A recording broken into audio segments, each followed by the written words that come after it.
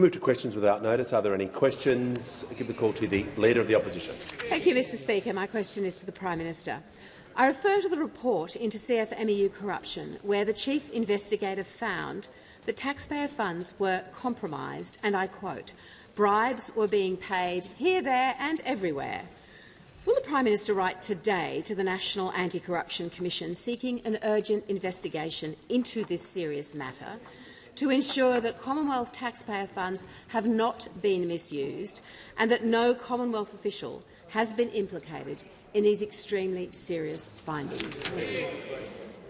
Call to the Minister for Workplace Relations and Employment. Thank you, Speaker, and I thank the Leader of the Opposition for her question. The Watson report is an important report that was commissioned by the Administrator to help him in the work that he is involved in cleaning up the CFMEU. Of course, this report was detailed work that clearly identified issues going back from 2012 until the Administrator actually took over. Mr Irving has released a detailed statement in response to the report. He will refer the report to the AFP, Victoria Police, the Fair Work Commission and other relevant law enforcement agencies and regulators. Mr Irving has said that this report had been released so authorities can take whatever enforcement action they consider appropriate as the CFMEU enters a new chapter under his leadership.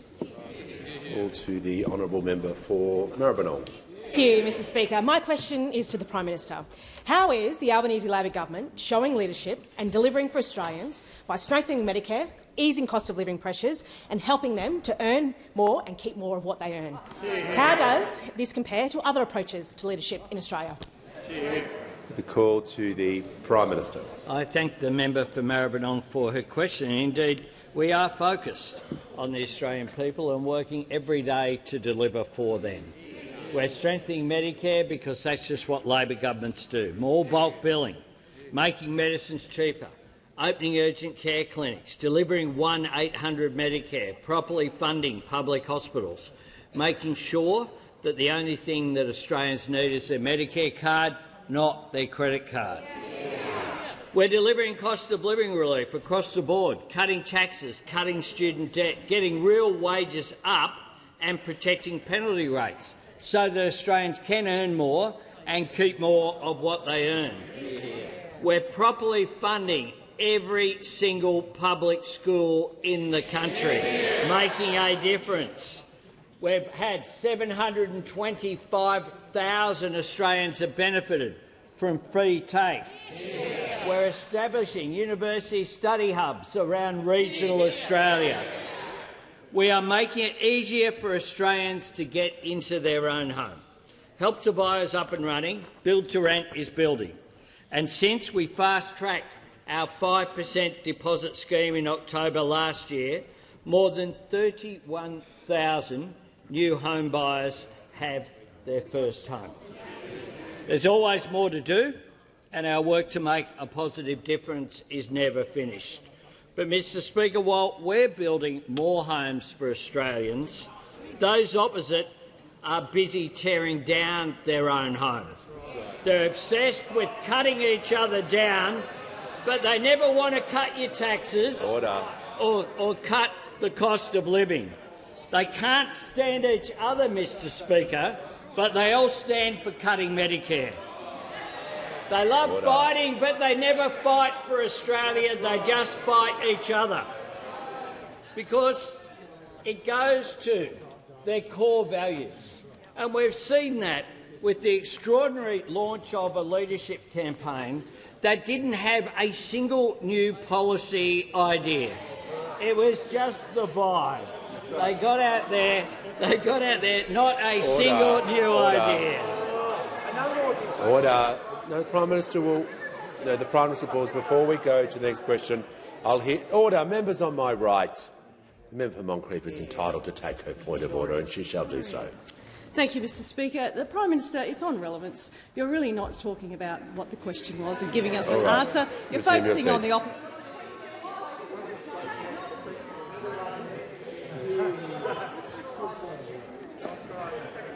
Order. The member for Gippsland,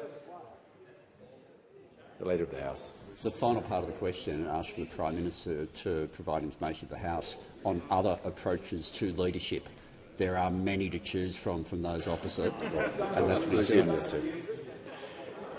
Prime Minister was definitely asked about approaches to leadership, and so the comments he is making is obviously directly relevant to the question he was asked. I was waiting for their leadership candidate to say, vote for me and I support world peace. That was the substance that was in there. Because essentially they all agree. They all agree. We're not looking after Australians but just looking after themselves. And it doesn't matter who sits in that chair. The problem isn't the leader. The problem is that whoever sits there will just be another Liberal. The call to the honourable member for Warringah. Thank you. To the Housing Minister or Treasurer in her stead. Warringah contains some of the most expensive land in the country, contributing to a shortage of crisis accommodation and social and affordable housing. The government has announced plans to divest part of HMS Penguin land at Balmoral in Warringah and intends to seek full market value, prompting concerns the land will be sold to wealthy developers for luxury apartments and not address issues of public affordable, social and affordable houses or crisis accommodation. Will the minister take steps to ensure this public asset is used for social benefit? Give a call to the Treasurer representing the Minister for Housing, Homelessness and Cities. Yeah, thanks very much, Mr Speaker, and to the honourable member for her question. I will speak to the colleagues about that specific parcel of land that the honourable member refers to. I know that you've raised it with us in good faith, and we will check it out. On our approach to social housing more broadly, we've built about 5,000 social and affordable homes already. There's another 25,000 in planning or construction. And that's because, unlike our predecessors, we are taking this housing challenge very seriously. And we know that in different communities around Australia, there are different opportunities to build more social and community housing. And as we go about that important task, we'll be as consultative as we can be. Call to the honourable member for Lingiari. Thank you, Speaker. My question is to the Minister representing the Minister for Indigenous Australians. Minister, today the government released Closing the Gap annual report, and the Prime Minister demonstrated in his address that we are getting on with the job of delivering for First Nations people.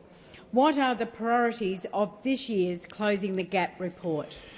Call to the Minister for Employment and Workplace Relations, representing the Minister for Indigenous Australians. Thank you, Speaker. And I'd like to thank the member for Lingiari for that question, but also for the incredible, valuable role that she plays on ensuring that our government remains focused on closing the gap. As our Prime Minister has said, our government is determined and optimistic about closing the gap for First Nations people. To achieve this, our government is building on what works, listening to First Nations people, partnering with their organisations and investing in community-led solutions. I'd like to really recognise the Minister for Indigenous Australians on her work on the 2025 Closing the Gap annual report and the 2026 annual implementation plan, which demonstrates our progress and sets out a clear agenda for the year ahead. Our government is delivering jobs and training. We're easing the cost of living pressures and making significant new investments in areas such as food security in remote communities, health, housing and education. The Albanese government is delivering more real jobs in remote communities because every Australian deserves the opportunity of the dignity of work and a fair pay for the work they do. We have announced that we are doubling the Remote Jobs and Economic Development program from 3,000 to 6,000 jobs. Already 1,500 jobs have already been created across the country. And we're delivering cost of living relief by lifting the cap on our low-cost essential subsidy scheme and making it available to all 225 remote stores across Australia, reducing the price of 30 essential grocery items. And through National Cabinet, governments have agreed on record Commonwealth investment for First Nations health and secured further health investment for states and territories. And while building on what works, we're investing in Aboriginal community-controlled health services infrastructure. We're supporting birthing on country so more babies are born at full term, and we're training more First Nations health workers. The Albanese Labor government is also taking action where we know we need to see more progress. This week, in partnership with First Nations people and all Australian governments, we have launched the first standalone national Aboriginal and Torres Strait Islander plan to end family, domestic and sexual violence, backed by immediate investment. Now, this has been long advocated, and I'd like to recognise the work of the Minister for Social Services and Auntie Muriel Bamblett, along with the Always Steering Committee, for making this happen. Closing the gap requires partnership with First Nations people and action right across government. As the Prime Minister has said, working together we will succeed in closing the gap and delivering better outcomes for First Nations Australians. Before I call the member for Goldstone, I'll just do some acknowledgements in the gallery today. I'm pleased to welcome Councillor Helen O'Neill from Bega Valley Shire as a guest of the Emergency Management from her electorate of Eden Monaro, and Mr Rocco O'Keefe OAM and Mrs Joan O'Keefe OAM, both awarded Order of Australia medals this year in this year's honours list as guests of the member of Moncrieff. Give a call to the honourable member for Goldstein. Thank you, Speaker. My question is to the Prime Minister, and I refer to his minister's refusal to answer questions yesterday and today about Geoffrey Watson's report into the CFMU Labor cartel of corruption. Given the Prime Minister has refused to write to the National Anti-Corruption Commission, can the Prime Minister explain what steps he has taken to satisfy himself that not a single hard-earned taxpayers' dollar from the Commonwealth has been misused? Give a call to the Prime Minister. Thanks, Mr Speaker.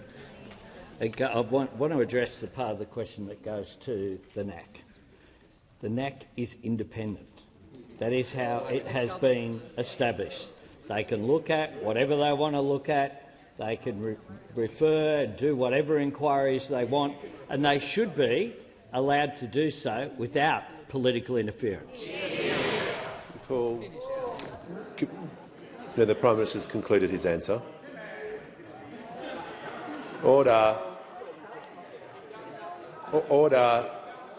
The member for Goldstein has asked his question. The question's been answered. We'll now hear from the honourable member for Solomon. Thanks, Speaker. My question is to the Minister for Health. How is the Albanese Labor government's record investment in Medicare making it easier for Territorians to see a doctor for free? Why is it so important after a decade of cuts and neglect? Call to the Minister for Health and Ageing and the Minister for Disability and the National Disability Insurance Scheme. Thank you, Speaker.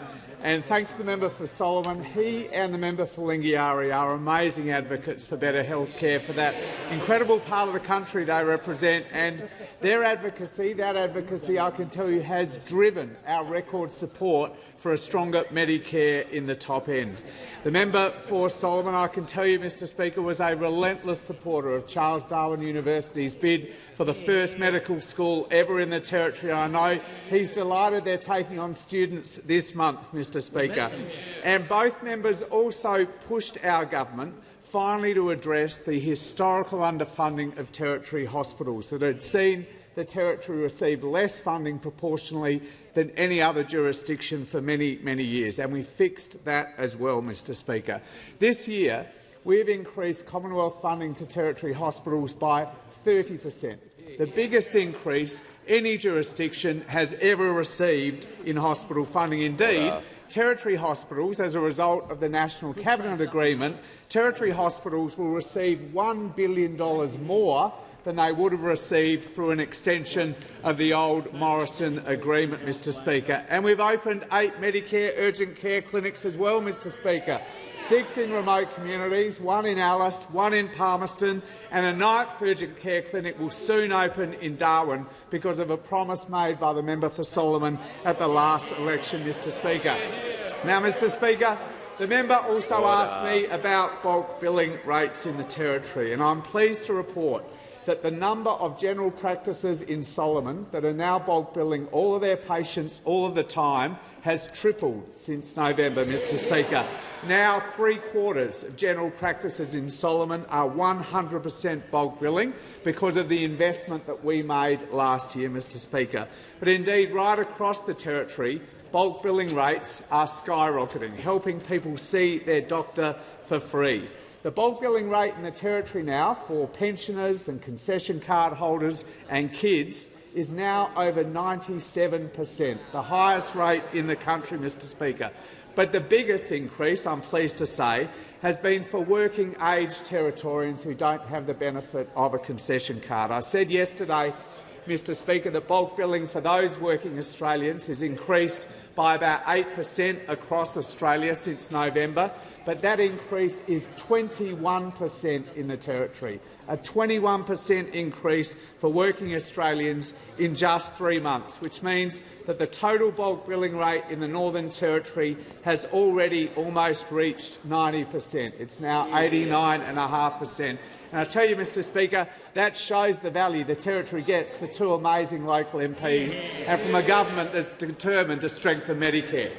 Call to the honourable member for Nichols. For climate change and energy, does the minister agree that the Albanese government has broken its promise to reduce household energy bills by $275 by 2025? Call to the Minister for Climate Change and Energy. Well, thanks, Mr Speaker. I thank the honourable member for his question. And there's no doubt that energy prices have been under pressure in recent years. No doubt at all. We've been very clear about that. Australian people know that. Energy prices in Australia are slightly below the OECD average, but that doesn't mean that hasn't put huge pressure on Australian families and businesses as energy prices have gone up. That is the fact, Mr Speaker. Now, there's two questions. How did we get here and what are we going to do about it? Well, the fact of the matter is, when there was a global energy crisis, Australia entered that crisis ill-prepared. The Minister will pause. There's just a wall of noise happening at the moment. So I'm going to ask the Minister just to be heard in silence, just as the member for Nichols was. This is a repeat performance and it's not going to continue today. The Manager of Opposition Business, please don't interject when I'm addressing the House. And the Leader of the Opposition as well. Just... Mr Speaker, give her a pass. Order. The Minister will continue. In defence of the Leader of the Opposition, Mr Speaker, she was complimenting me on my tie, so I'm prepared to take the interjection. But, Mr Speaker, we entered the global energy crisis ill-prepared because under the previous government 4 gigawatts of dispatchable power had left the grid and 1 gigawatt had come on. I hear moans from those opposite. Order. The Leader of the Nationals. And as you know, Mr Speaker, I'm always trying to find a bipartisan note at the dispatch box. So to quote Senator Canavan, who recently said, the other thing I often hear from government senators and members of the other place is that the former government failed because 4 gigawatts... Will pause.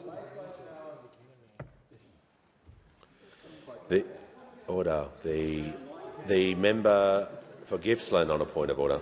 Well, thank you, Speaker. And the point of order is on relevance. The question was very tight. The minister is being as loose as a goose. If he can't answer the question, he should just sit down. Order. The issue with these questions are you're asking an opinion. Does he agree with his commitments to reduce? So he's arguing because of the question he's been asked. It places the, because of the question, the way the question is framed. So if you're asking whether he thinks he's broken something or disagreed about does he agree the broken promise to reduce the cost, he's arguing that perhaps that's not the case and he doesn't agree with that, right? So it's going to be the same answer that he's going to get to the same question that he's getting over and over again on this topic. So just make sure the minister is being directly relevant. He just can't start quoting random people. He's got to make his answer elected representatives. Other members. Order. that he just needs to make whoever he's quoting directly relevant to the question he was asked. I, for one, Mr Speaker, would never call Senator Canavan random. But, Mr Speaker, Senator Canavan said, Order. The other thing I often hear from government senators and members of the other places is that the former government failed because 4 gigawatts of baseload power came out of the system over that decade or so, and only 1 gigawatt was installed to replace it. That is true. That is a fair criticism of energy policy over the last 10 years or so, Mr Speaker. You won't often hear me approvingly quoting Senator Canavan, but he's spot on there, Mr Speaker. Now, then the second question is, what do you do about it? Well, we on this side of the House think that you introduce more of the cheapest, fastest to deploy form of energy. Those opposite think the answer is more of the most expensive, slowest form of energy, Mr Speaker. So, on that side of the House, we saw 4 gigawatts of dispatchable power leave the grid and 1 gigawatt come on. In our not yet 4 years in office, we've seen 2 gigawatts leave and 7.7 gigawatts come on, Mr Speaker. 7.7 gigawatts come on. Order. That's more supply. More supply means lower prices, Mr Speaker. Less supply means upward pressure on prices. That's what the Liberal and Nationals left Australia with, particularly their former Energy Minister, the member for Hume, Mr Speaker, who in 2018 promised, and I quote, that he would slash $183 to just over $400 per annum from household bills, Mr Speaker, and in a speech on the 30th of August 2018. By the time he left office, were bills down $400 a year? No, Mr Speaker. They were up $45 on Ausgrid, $116 in Endeavour and $135 for Essential. The member for Hume. Order.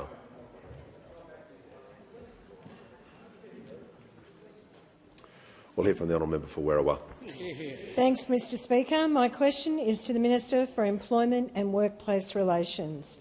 How is the Albanese Labor government working to close the gender pay gap, and how does this compare to other approaches? I'll give the call to the Minister for Employment and the Minister for Workplace Relations.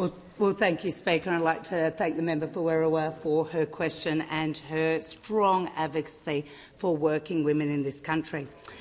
Our government has placed gender equality at the heart of our workplace relations reforms. We put gender equality well front and centre when our government funded well overdue pay increases for workers in aged care and early childhood education, many who were women.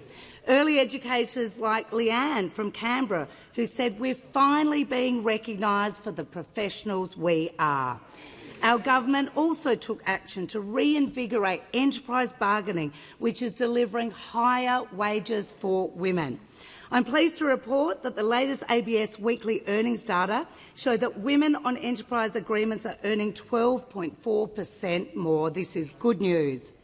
Now, the Albanese Labor government has consistently advocated to the Fair Work Commission for a pay increase for minimum wage and award-reliant workers, many of whom are women. And when the government also stepped up, importantly, to protect penalty rates in law when they were under threat, to ensure that these same workers' pay wouldn't go backwards.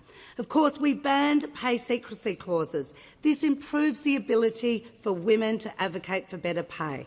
And we are starting to see the benefits of our reforms. When the former coalition left government, the gender pay gap was at 14.1%. I'm pleased to report to the House that under our government, the gender pay gap is now lowest on record at 11.5%. This progress hasn't happened by accident. It's the result of a government determined to prioritise gender equality. Now, I am asked about other approaches. And yes, there was a very, very different approach to tackling the gender pay gap by those opposite when they were in government. While those opposite sat on the government benches, they failed to take any practical action when it came to closing the gender pay gap. Their attitude was exposed by the very now famous Senator Canavan, who said the gender pay gap report was, and I quote his words, useless data that breeds resentment and division. They just don't get it when it comes to the gender pay gap. But to be fair to Senator Canavan, he might be clueless about the gender pay gap, but one would say he's pretty good at breeding resentment and division when it comes to the coalition. While those opposite remain divided and focus solely on their own jobs, we're getting on with backing Australian women earning more. The call to the Honourable the Deputy Leader of the Opposition. Thank you, Mr Speaker. My question goes to the Treasurer. Australia's debt is due to hit $1 trillion over coming months. The Treasurer has spent years dishonestly claiming others had hit this milestone, and yet, in truth, it is going to happen on his watch. Will the Treasurer confirm that, for the very first time in Australia's history, Australia's debt will soon hit $1 trillion? The part of that question with the dishonesty is not within the standing orders, as we've dealt with that earlier this week as well, so I'll just get you to withdraw that part. You can't accuse someone of being— Withdraw. I thank the member, and the Treasurer now has the call. It's kind of you to refer to him as the Deputy Leader, Mr Speaker. For now it is. Yeah, for now it is. Order. That's the point I'm making. That's the point I was making.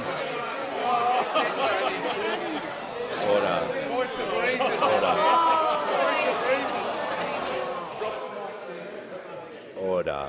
I'm going to get the House to order, and I'll hear from the Deputy Leader of the I'll hear from the Deputy Leader of the Nationals.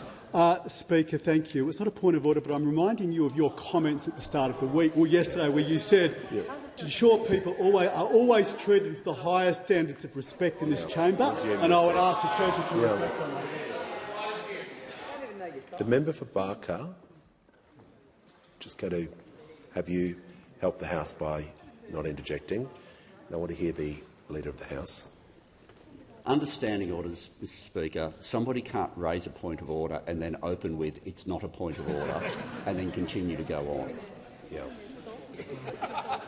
Look, the order. Just members on my members on my left. Members on my left are going to just cease interjecting. Look, the question was.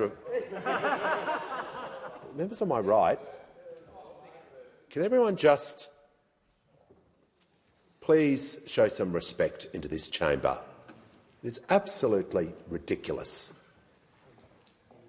Just everyone realise where they are. The question was reflecting on the Treasurer. We dealt with that. Should never have been in the question in the first place. The Treasurer is just going to continue with his answer and refer to all members by their correct title. Thank you, Mr Speaker. The opposition has a lot of nerve asking this government about debt. This government has worked very hard for 3.5 years to get the Liberal debt down by $176 billion. Debt in the last year is $176 billion lower than we inherited from those opposite, and that will save the people of Australia $60 billion in interest costs, Mr Speaker. They've got a lot of nerve.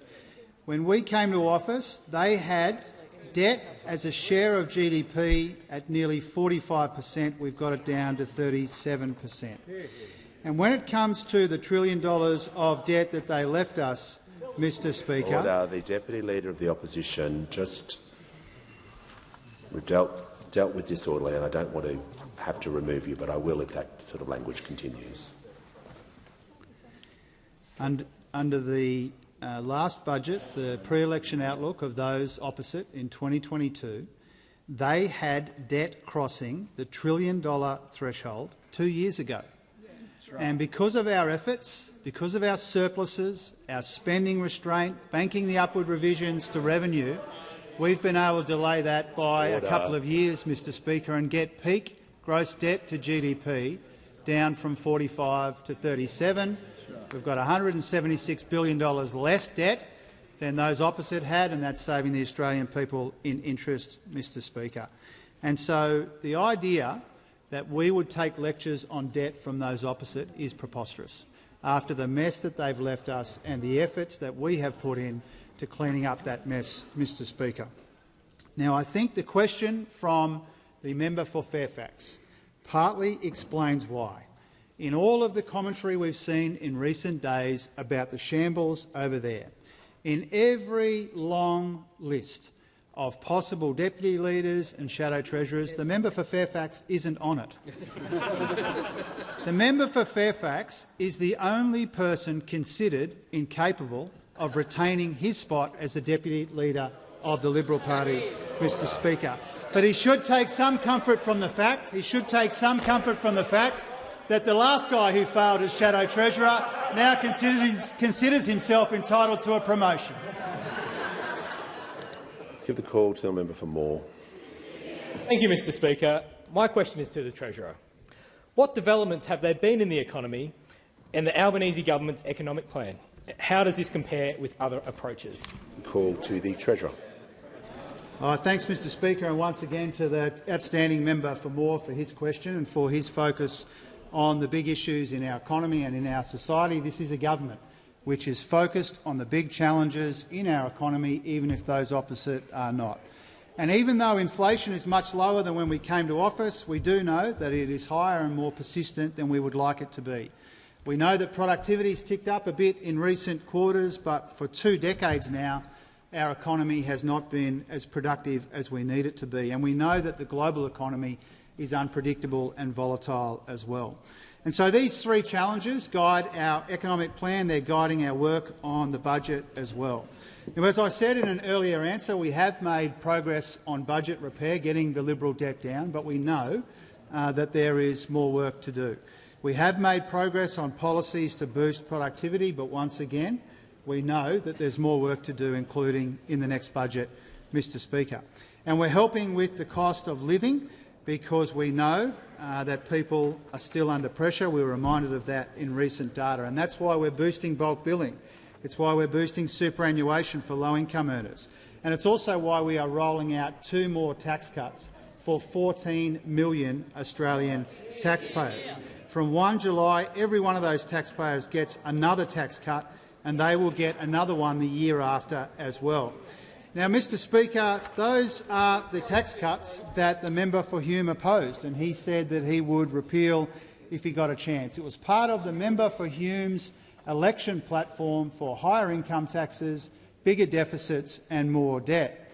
And that's especially relevant today because it was the member for Hume himself who told David Spears only in March, and I'm quoting, "The best indicator of future performance is past performance." That's what the member for Hume said.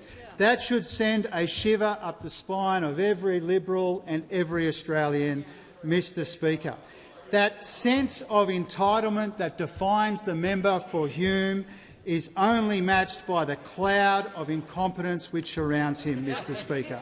And that's why I'm not sure that Senator Patterson— Order. The member for Bowman will cease interjecting. That's why I'm not sure that Senator Patterson was being especially helpful to the Liberal cause when he described the member for Hume, and I'm quoting, as the smartest policy brain in shadow cabinet. The smartest policy brain in shadow cabinet, Mr. Speaker. You can read that 1 or 2 ways. I don't know what's more worrying, that it's false or that it might be true, Mr. Speaker, as the Energy Minister says. Mr. Speaker, we are focused on the big issues in our economy, the big challenges in our economy. We're focused on the numbers in the budget. Those opposite are focused on the numbers in the Liberal Party room. And it reminds us once again, they can rearrange the clowns all they like over there, Mr. Speaker. It will still be the same 3-ring circus. Call to the honourable member for Riverina.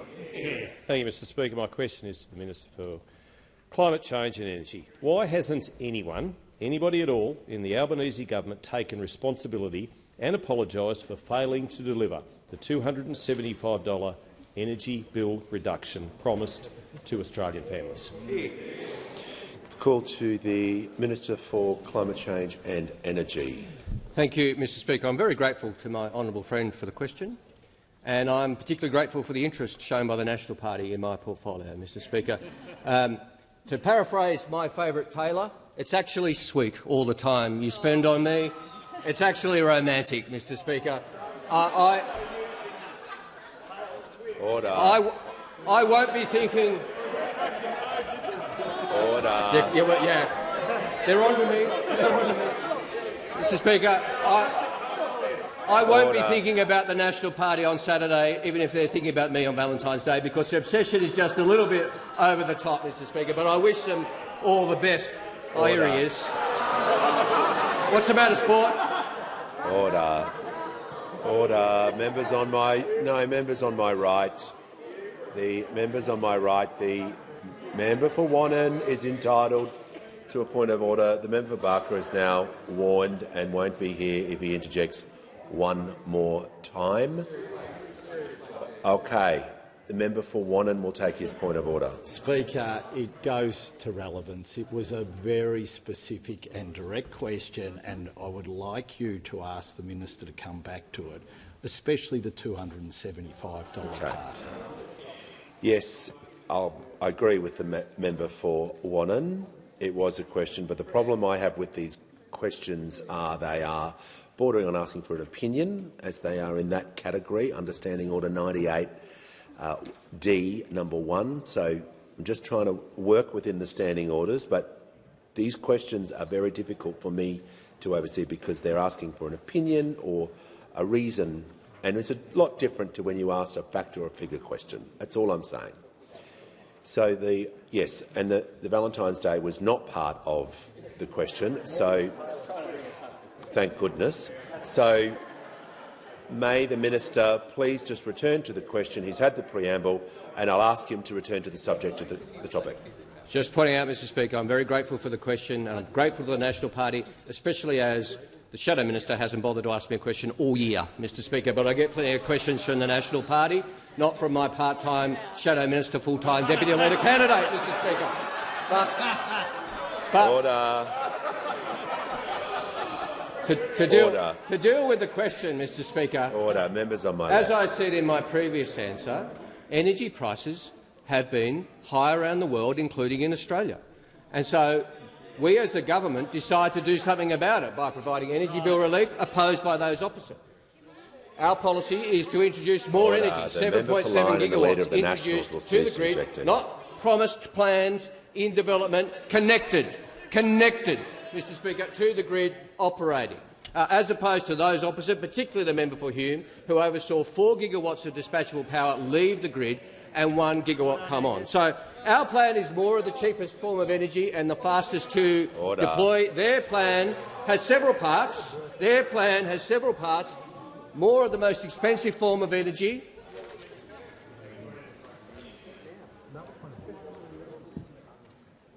We've had one point of order on relevance.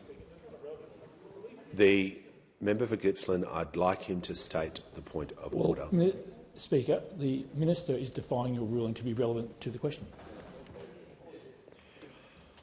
Once again, I explained to the House the difficulty with these broad questions. They're not narrow.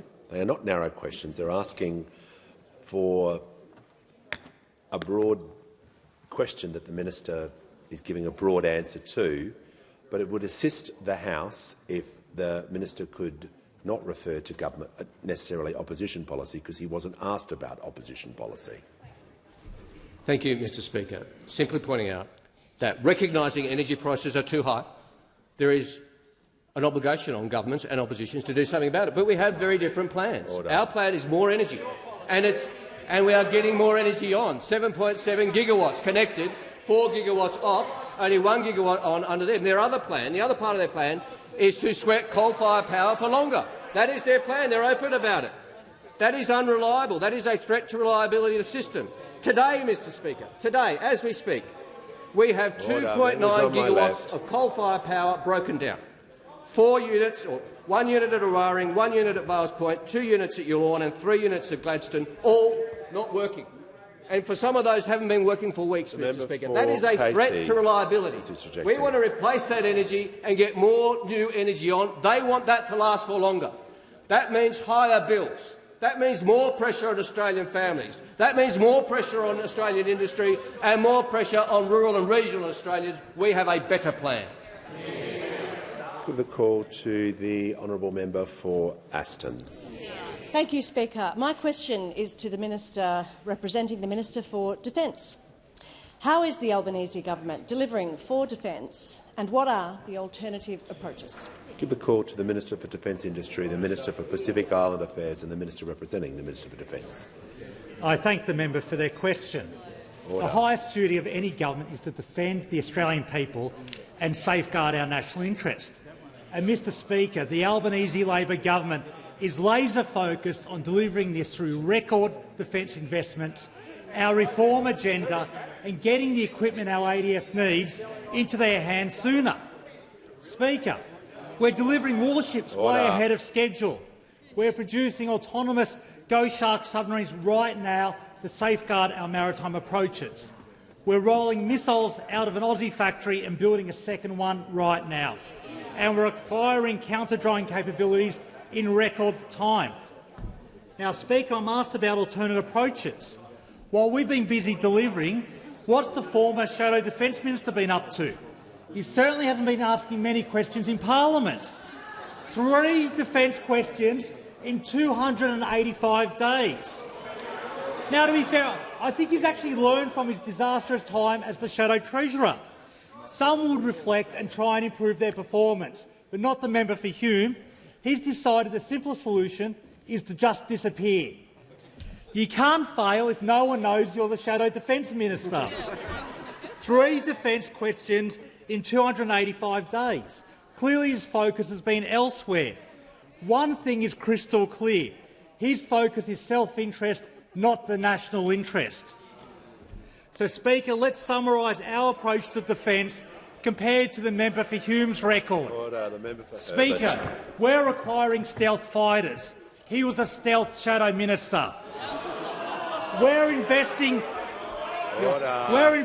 record amounts in our submarines as part of the silent service. He was the silent defence spokesperson. We have the Nulka that imitates warships to decoy missiles. He imitated Facebook followers. We're forging ammunition and shells. He used documents that, let's say, weren't real. Order. Oh. Order. When the House comes... Order. Order. Members on my right, the Minister for Infrastructure, the Minister for Climate Change. The Minister will just pause. I want to hear from the manager. You probably don't, but on relevance, the Minister's not being relevant to the question and he's indulging in fake news, and I'd ask you to pull him to order and sit him down if he can't answer a serious question. No. Calm down, mate. Order. The manager doesn't need to add when he's raising points of order. Just going to remind the minister he was asked about other approaches. I've given him some leeway. Just make sure his answer is being directly relevant to what he was asked about. Perhaps update the House on policy. Thanks, Speaker, and I'll keep talking about our approach to defence compared to the alternative one. Speaker, we're investing in better camouflage for the Army. Order. He camouflaged power prices. We're increasing long-range strike for the Navy. He's launched a close-range strike on the opposition leader. Order. We're getting new ships, new missiles and new drones. He got a new haircut. We're focused on defence. He's blowing up the Liberal Party. Speaker, we're focused on the defence of the nation. They're just embroiled in their divisions and putting their self-interest ahead of the national interest. Order. The member for Gippsland and Cowper are now on warnings alongside the member for Barker. Give a call to the member for Monash. Thank you, Mr Speaker. My question is to the Prime Minister. Mother of 3, Pushpan Jali, told the Herald Sun that Labor's interest rate rises have, quote, already affected us 3 times. My kids used to do swimming, karate and soccer, but now they only go to swimming because the 3 activities were out of our budget. It's like we are just living our lives to pay the mortgage and nothing else. Meanwhile, the Clean Energy Regulator is looking to spend $411,500 to upgrade fancy meeting rooms. Prime Minister, when Australians are being asked to tighten their belts, why can't this Labor government? Give a call to the Prime Minister. I thank the member for Monash for her question. And indeed, I hope that the member has the integrity to say to the member who she asks about that, to be fair to the member, she was not here when her opponent, so she mightn't be aware because it's pretty unbelievable, that this Treasurer on budget night handed down a position to have top-up tax cuts, a tax cut this July and another tax cut next July, after this Treasurer came into the House and moved legislation to readjust the tax cuts to make sure that low and middle income earners got a fair crack, and it was taken from the top to give them a crack. Order. That's what this Treasurer did. Now, it is unbelievable that at the time the shadow Treasurer that night of the budget went and did interviews and said that they were opposed to the tax cuts, and then did AM the next morning and said that they would actually legislate, if they were elected, to increase the taxes of low and middle income earners in particular, but all 14 million Australians. So I hope that the member for Monash told the constituent or the person mentioned in the Herald Sun that was the case. Because what we have done is understand that people are under financial pressure, but you can have 2 approaches to that. You can see grievance and try to just feed it, or what you can do is try to address it. What we do is try to address it by lifting up cost of living measures. That's why we've provided energy bill relief. That's why we've provided cheaper medicines. That's why we've provided the 20% cut in student debt. That's why we've tripled the bulk billing incentive. That's why we've opened Medicare urgent care clinics. That's why we have cheaper medicines. That's why we have a batteries program to assist with reducing energy bills as well. All of those measures are what we have done. The other thing we have done is to provide each and every single year that we have been in office for an increase in the minimum wage, something that those opposite, the coalition, whoever has sat in the Liberal Party leadership chair, has never ever put in a submission to the Fair Work Commission saying that wages should be increased for people on the minimum wage. That's the big difference. We want people to earn more and keep more of what they earn, and we want cost of living relief, all of it opposed by those opposite, regardless of who sits at the front. The member for Herbert has had a very good go today, and this week he'll leave the chamber under 94A. Order.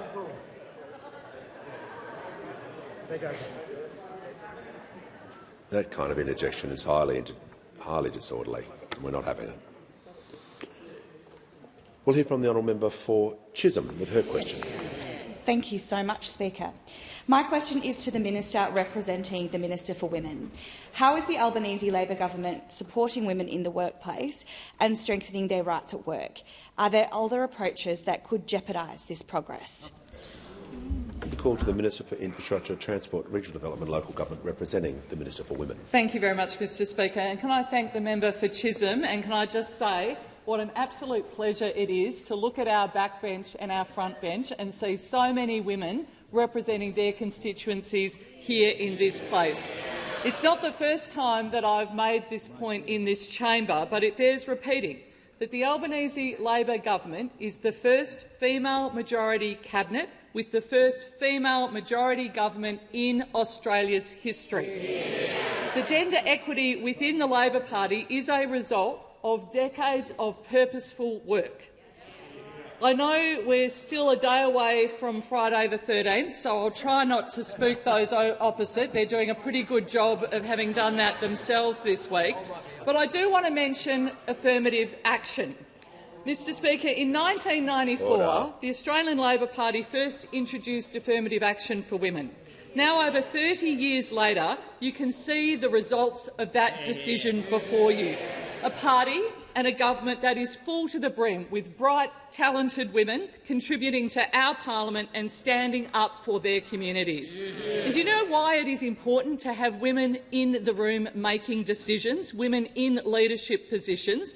It's because of the difference it makes. The difference it makes to women. It means we can deliver not only for them here, but out there, which is the most important thing we can do. Under this government, we have made significant progress with the gender pay gap. Record low of 11.5%. In 2022, we were ranked 23rd. Now, 43rd, we're now ranked 13th. We've expanded paid parental leave, and we're paying it on super on it. 1st of January, we delivered 3-day universal childcare. We've delivered pay increases in women-dominated industry like aged care and early education. We've delivered a tax cut for every taxpayer, 90% of women better off, and will deliver further tax cuts this year. But I wonder who was the shadow treasurer, in fact, who decided that those opposite would vote against tax cuts, particularly tax cuts for women. It was obviously the member for Hume. But that's not all. He, of course, is also one of the architects of the opposition's return to work policy and has also, in fact, been one of the chief opponents to affirmative action in the Liberal Party. I give you the smartest policy brain in the Liberal Party. And in the last 9 months, what we've seen is persistent undermining of the Liberal Party's first ever female leader from day one. Now, that's not my words. That's not my words. Order. That is the words of your shadow Attorney-General. And I couldn't agree more. Order. Persistent undermining from Members day on my one. left will cease While the Liberals interjecting. engage in the embarrassing spectacle that we see before us, Labor is getting on with the work, and we are working every day for the women of this country.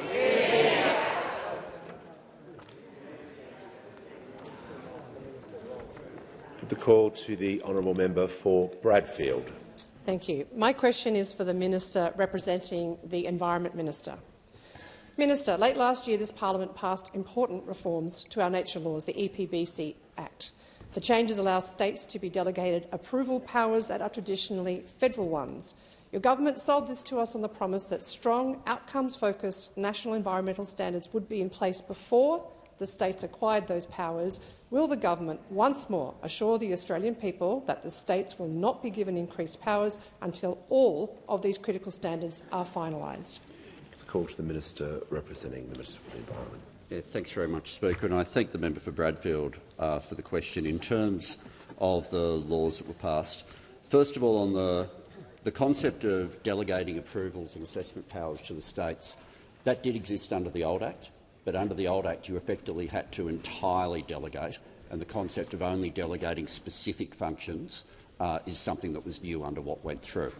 In terms of the progress of both standards and any concept of delegation to the states, if I can go through the pace as to how each of those works. Getting the new environmental standards is our #1 priority. That's where the pace is occurring.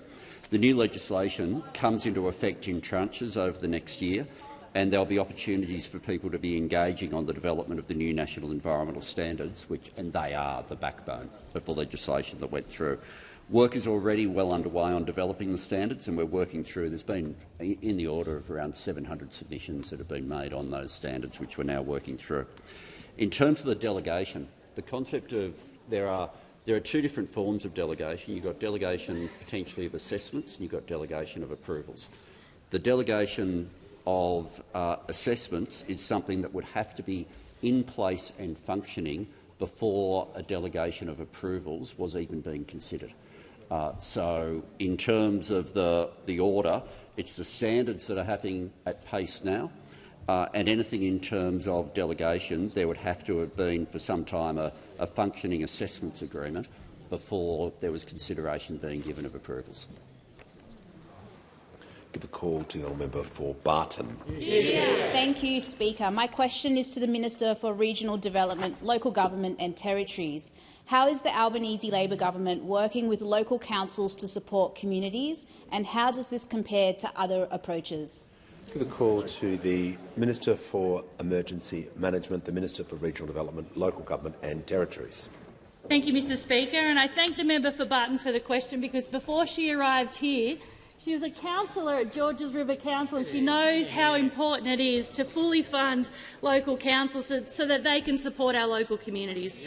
Our government strongly supports a sustainable local government sector, because we know that a strong and sustainable local government sector supports our communities to thrive. Mr Speaker, numbers matter, and those opposite are painfully aware of that. But we on this side of the House are focused on different numbers, numbers that matter to the lives of Australians, numbers like $3.4 billion of direct investment in local government this year through financial assistance grants, ensuring councils have access to funds to deliver the services communities rely on. Those opposite froze indexation on financial assistance grants when they were in government, ripping nearly $1 billion out of the sector. In contrast, Mr Speaker, we are doubling the Roads to Recovery program, delivering $1 billion annually to support councils across the country. We've increased road black spot funding to $150 million a year, meaning more money for those dangerous sections of our local roads. And we're delivering our new $200 million Safer Local Road and Infrastructure program, with Tranche 3 announced just last week. Most importantly, we're delivering transparent grant programs available to every council across the country, from growing regions and thriving suburbs to regional and urban precincts and partnerships program. Whilst the previous coalition government made reckless commitments that councils couldn't deliver, and we know of the colour-coded spreadsheets from grant programs, from everything from connectivity to infrastructure. And who could forget that doozy of regional grants being given to the North Sydney pool, which I don't think is open yet. Mr Speaker, as a former local mayor, I know how important it is to have productive relationships with all levels of government, and I take a very different approach to those opposite. We know when those opposite were in government, the member for Hume was forced to apologise to the Lord Mayor of Sydney after claiming she'd driven up carbon emissions by spending $15 million on travel. Turns out councillors had only spent close to $6,000. Now, I'm no Rhodes Scholar, and I didn't study economics at Oxford. I attended a humble but mighty public school, but by my rough calculations, that's a $14,994,000 mistake. Mr Speaker, as I said, numbers matter in this place, and I heard the member for Hume described as a numbers man this morning. Geez, I'd want to hope he gets his numbers right this time. Give the call to the order. Give the call to the member for Curtin. My question is to the Prime Minister. Many Australians increasingly feel angry, divided and isolated. Social media platforms play a large part in this, driven by algorithms that control our attention, amplify hate and create echo chambers. The minimum age for social media is a start, but there's more to do, such as the promised duty of care or giving people more control over the algorithms imposed on them. What more will your government do to build safe and positive online spaces to urgently protect and repair our social fabric? Call to the Prime Minister. I thank the member for Curtin for her question and for her interest in what is, I think, one of the critical challenges facing not just us here in Australia but globally as well. How we deal with this new technology that can make an enormous difference, enables us to be better connected than we have ever been, enables us to get information at our fingertips that we simply would have had to have gone to the library or gone through a much more time-extensive route. But our social media ban is a start, and the member's right that we need to do more. The social media ban, though, has exceeded the government's expectations. The fact that 4.7 million accounts either got shut down or paused in the initial stages, and the ongoing work is occurring across those 10 platforms. It's about giving Australian kids more time away from the pool, of recommender systems. It's about giving them more time to develop real friendships with real people and to learn how to get along with people who might have different views or experiences. And the fact that it's being replicated around the world, with Spain the latest country to get on board, shows Australia leading the way in this area. Our upcoming digital duty of care will also put the onus on platforms, though, to proactively protect all Australians from harm. And this can have a range of areas: grooming of people, the algorithms pushing people towards more and more extreme views. And I was part of the American Leadership Dialogue many years ago at Stanford University with someone who was a whistleblower at Facebook, who spoke about the impact that it had had in pushing people towards extremism and the danger that that represented. We need to assert as a country, not just as a government, that social media has a social responsibility, because these algorithms can cause enormous issues. They can amplify rather than reduce prejudice. We see in some of the debate about issues that should be able to be discussed much more respectfully, such as the Middle East and other issues of conflict, people being pushed into more and more extreme positions, people being pushed in ways in which they presented as facts, things that simply are not true as well. Social media does not optimise for social cohesion. It does have a social responsibility. We all need to work hard as a community to ensure we're acting with thought and with kindness, whether in real life or online. People will say things online they would never say to your face, and that is a real issue that we have to confront. And I thank very much the member for Curtin for raising this issue, and I say to her and others in this chamber as well, this is something that really should be right above politics, that we need to work on as a society, because together we all have an interest on behalf of not just ourselves but more importantly as well the generations to come. Call to the honourable member for Griffith. Thank you, Mr Speaker. My question is to the Minister for Climate Change and Energy. How is the Albanese Labor government modernising our energy grid? Why is this important after a decade of mismanagement, and what are the risks? The call to the Minister for Climate Change and Energy. Well, thank you, Mr Speaker. And the honourable member for Griffith will be particularly pleased to know, given we launched the cheaper home batteries policy in her electorate, her now electorate, wasn't her electorate at the time, it now is, in April, that as of today 230,890 Australian households have installed a cheaper home battery, reducing their bills by up to 90% and in many cases getting a rebate instead of a bill. Now, those figures are not included in the 7.7 gigawatts of dispatchable energy that we have added to the grid. To go to the honourable member's question about progress, and we've seen a sign of that progress in the last quarter of last year, when we hit 51% renewables for the first time. It was also a quarter of record electricity use, more electricity use than ever in Australian history, but the grid coped very well.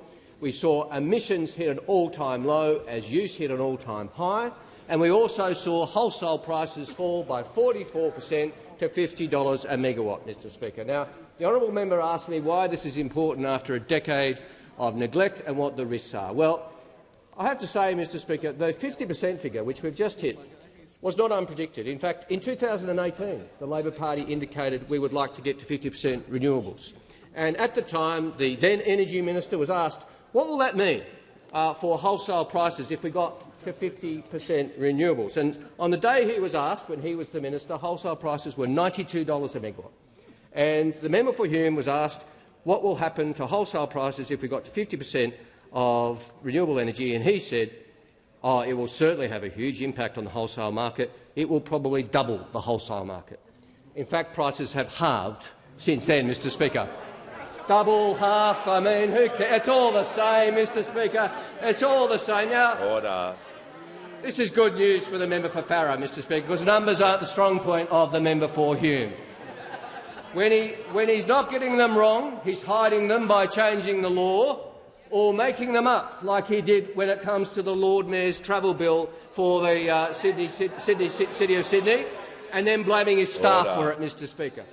The only thing that the member for Hume has more trouble with than numbers is working out what Facebook account he's logged into at any particular time, Mr Speaker. It's very confusing sometimes. It's very hard work. The trouble is, there's very little cost to be paid for that sort of mistake, but Australians are paying the price of the member for Hume's mismanagement. Those 4 gigawatts that left the grid and only 1 gigawatt come on, we're still paying the price. Australian industry is paying the price. Australian households are paying the price.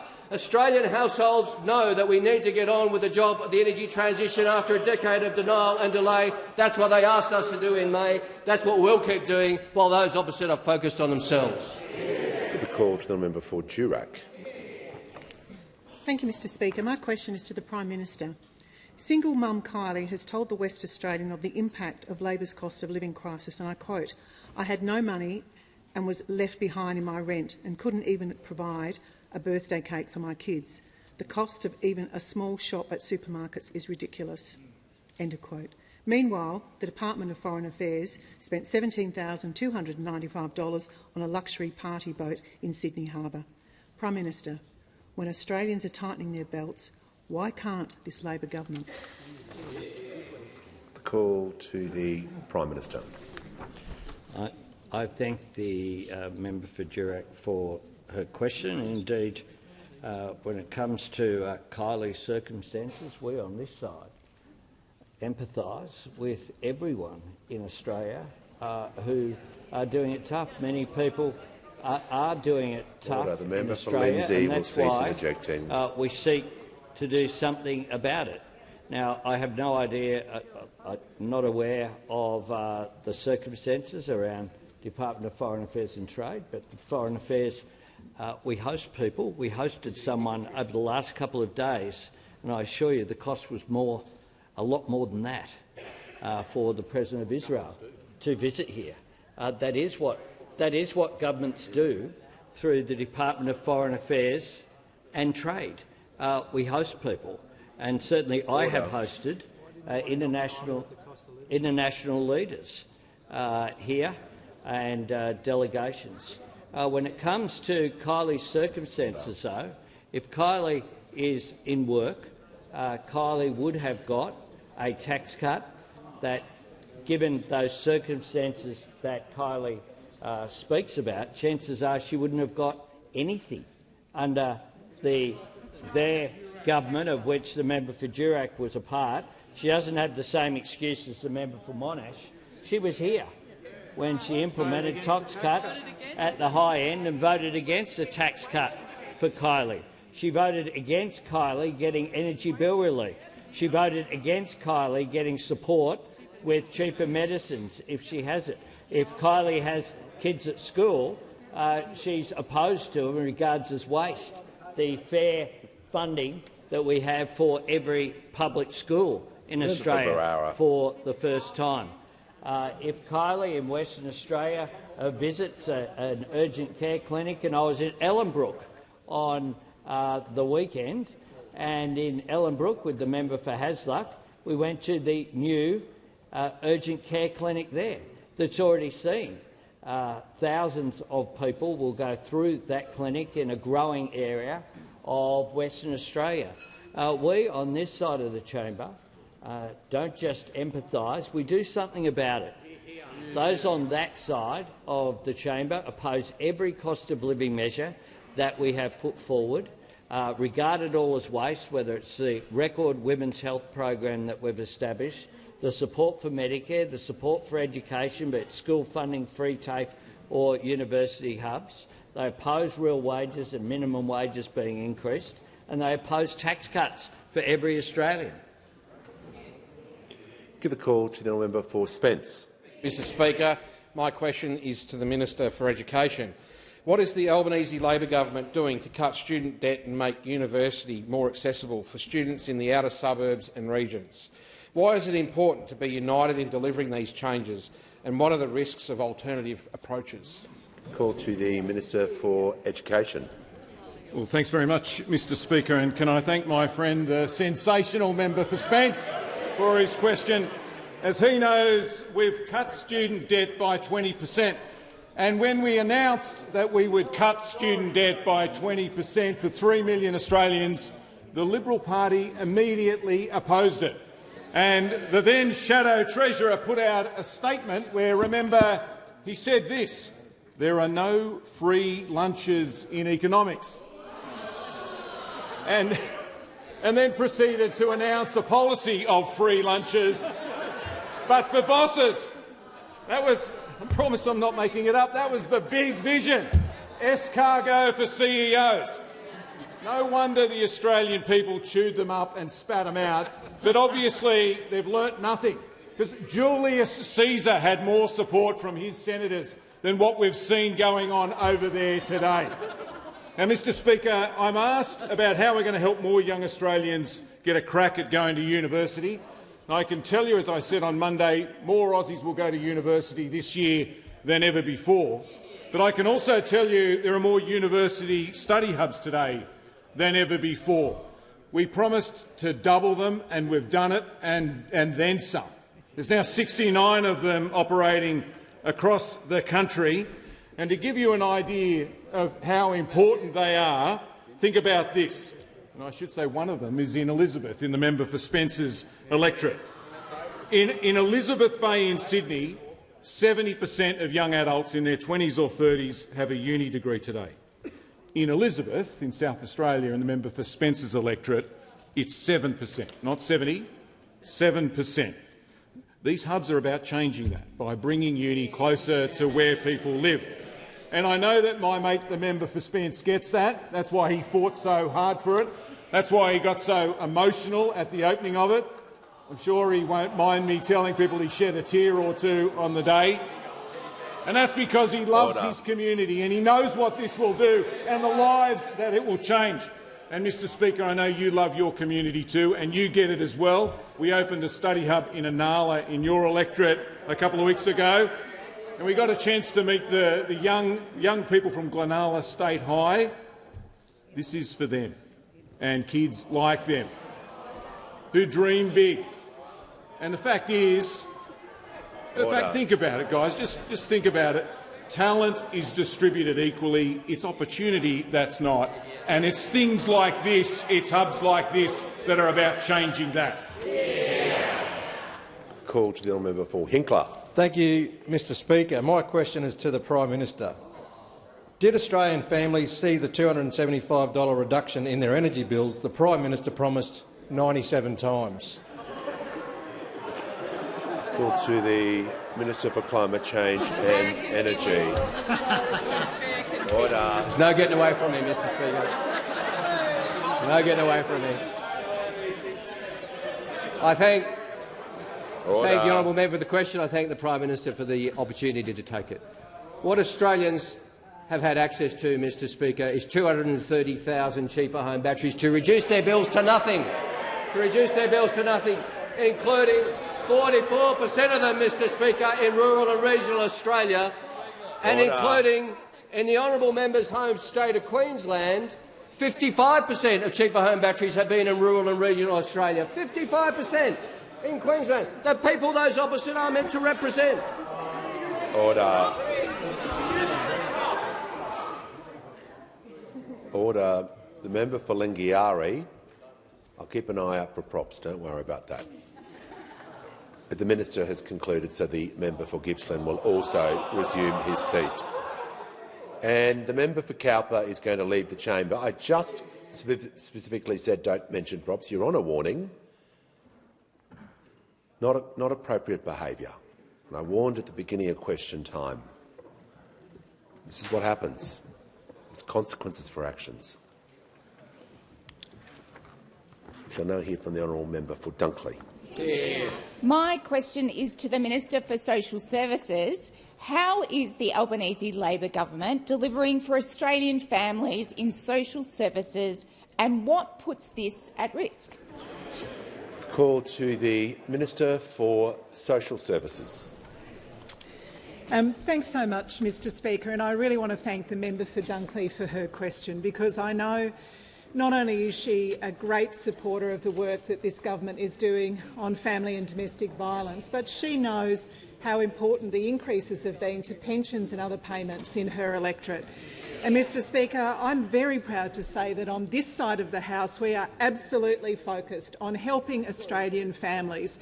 That means up to $5,000 extra if you're on a pension. It means $1,800 extra in rent assistance. It means cheaper medicines, cheaper childcare, higher wages, lower taxes, 5% deposits, cuts to student debt, free TAFE, a whole range of measures to take pressure off families, including almost doubling the amount of paid parental leave since we've come to government.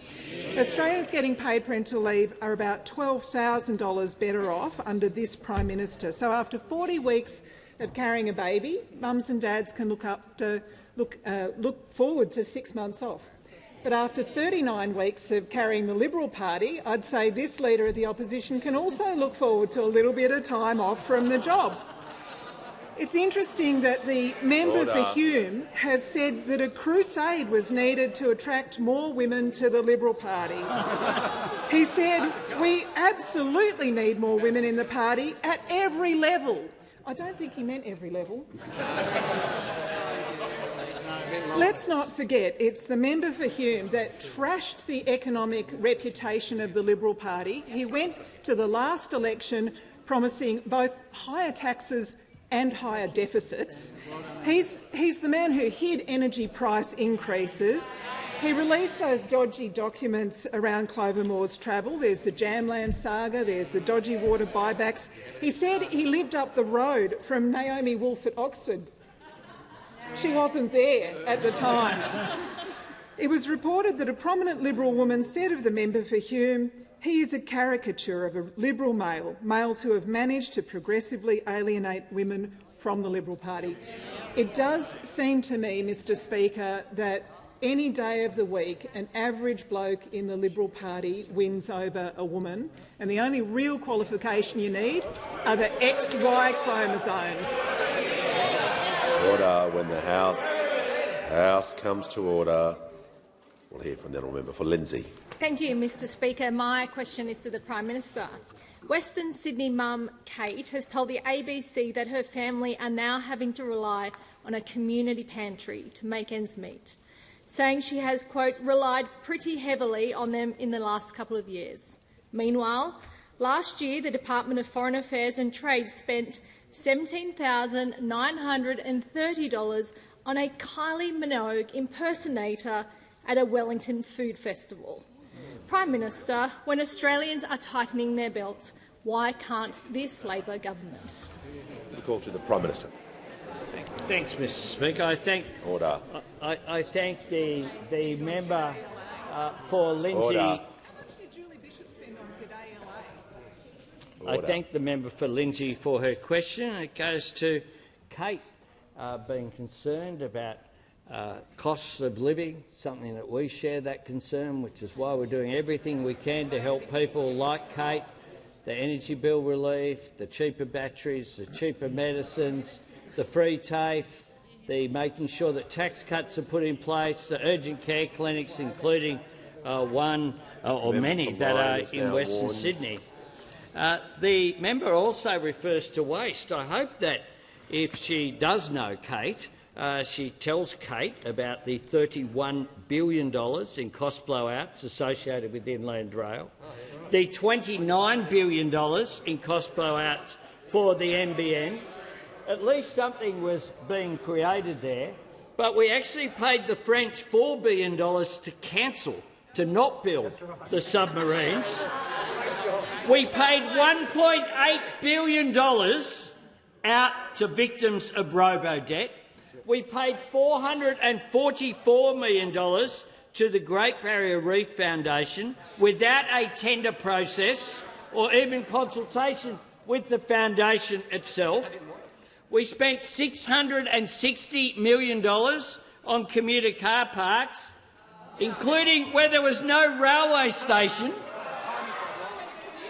$423 million on an offshore processing contract awarded to a firm registered to a shack on Kangaroo Island. Now, I'm very affectionate about Kangaroo Island these days, Mr Speaker, Order. but $423 million for a shack registered a company there. $100 million on sports rights funding based on the colour-coded spreadsheet. $70 million on a COVID-safe app that found only two unique positive COVID cases. $30 million for Western Sydney Airport land, remember that? 10 times its value. 10 times its value. And of course, during COVID, the $20 billion of JobKeeper paid to companies who were increasing their profits, not having it decrease. When we talk about waste, the Liberal Party are the experts. The call to the honourable member for Whitlam. Thank you, Speaker. My question is for the Prime Minister. What has been the focus of the Albanese Labor government over the past fortnight, and how does this differ to other priorities? Give a call to the Prime Minister. I thank the member for Whitlam for her question and for the fantastic contribution she is making to represent the people of the south part of the Illawarra and the Southern Highlands. As a Labor government, when we come to Canberra here, our focus is on delivering for the communities that we represent and delivering for the national interest in line with Australian values, turning the promises that we took to the Australian people that saw us elected in May 2022 and then re-elected with a bigger majority in May 2025 into the progress that people want to see. We know that there's always more to do, more we can achieve together, and Australians can be sure that that will always be our focus. I lead a government that is orderly, that is cohesive, that has proper cabinet processes, that work as a unit together, that make decisions after getting proper information and make sure that it gets implemented. And that is what our focus is every time we come here to Canberra. But those opposite have shown that their focus is on each other and on themselves. We have a declaration, or not quite a declaration. I watched last night, it was pretty extraordinary. Went out there, a resignation, and then no declaration of why he was resigning, and certainly no policy alternatives being put forward. And that, of course, was on, in terms of timing, on the day that President Herzog was visiting this parliament. Now, that is consistent with the sort of disruption that we've seen, and the timing and the priorities don't seem to matter to those opposite. On the National Day of Mourning for victims of the anti-Semitic Bondi terrorist attack, they announced that the coalition was splitting for the second time. On the day of the funeral of the well-respected across this parliament member for Higgins, the members for Hume and Canning were publicly plotting against their leader at a house in Melbourne. The member for Hume, of course, has been a part of all of this, and today, on the day of the Closing the Gap report, we have the call for a spill and a range of resignations from the front bench. And tomorrow on the morning in which members of the Stolen Generation will attend the breakfast at 8 o'clock tomorrow morning, at 9 o'clock, those opposite will be making calls before then and filing into their party room in order to either depose or reaffirm who the leader of the Labor Party is. Order. Order. The Prime Minister's time has concluded his answer.